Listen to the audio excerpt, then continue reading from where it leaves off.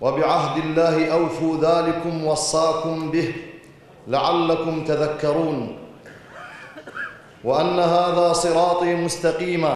پاش ئەوەی کە توندڕەوانی داعش ڕووی ئیسلامیان ناشرین کرد، وەقفی سونی عێراقی بە ئامادەبوونی نزیکەی 3000 لە مامۆستا و کەسایەتی ئاینی ئیسلامی کۆنگرەی یەکەمی ڕوبەڕووبوونەوەی زیادەڕەوی لە ئیسلامدا لە بەغدا سازدا.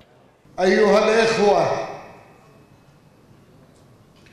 أعلم وبيقين برایان بەبێ هیچ گومانێک بەباشی دەزانم کەوا بەهای ڕوبەڕووبوونەوەی تێرۆر قوربانێکی زۆری دەوێت، بەڵام بەهای ئازادی پێویستی بە قوربانی زۆر هەیە، نەک تەنها بەهای ئازادی بۆ ئێمە بەڵکو بۆ تەواوی نەوەکانی داهاتوویە.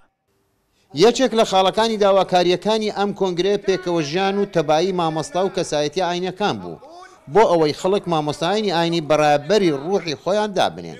مامۆستایانی ئاینی شاری یعنی هەموو شار و شارۆچکەکان ئەبێ قودوە بن بە نسبەت خەڵکەوە و یەکەم کەس بن، ینی پێشڕەو بن لە بەرەنگاربوونەوەی تونند و تیژی، چونکە خەڵکی چاو لەوانەکەن و چاوەڕێی ئەوانەکەن بەڕاستی.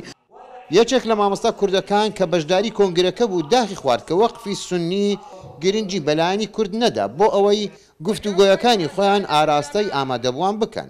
ئێمە وەکو مامۆستایانی کەرکووک هاتین بۆ ئێرە بەداخەوە، ڕێمان پێ نەدرا وەکو مامۆستایانی کەرکووک و بە تایبەت کورد قسە بکەین شتی خۆمان هەبێت، داوا ئەکەین مامۆستایانی کەرکووک پشتگوێ نەخرێن و چکە ئەوان هەمیشە و بە بەردەوام لەبان مینبەر بەرەنگاربوونەوەی تیرۆرستان و بەرامبەری تونڕەویان کردووە لە هەموو شێوازێک و مامۆستایانی میانڕەون خەڵکانێکن کە بەڕاستی نوخبەی وتاربێژانن لە کەرکووک.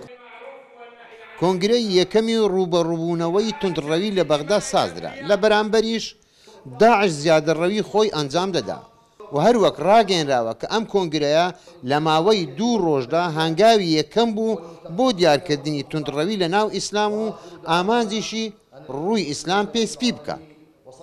سڵاح بامەڕنی دەنجی ئەمریکا، بەغدا.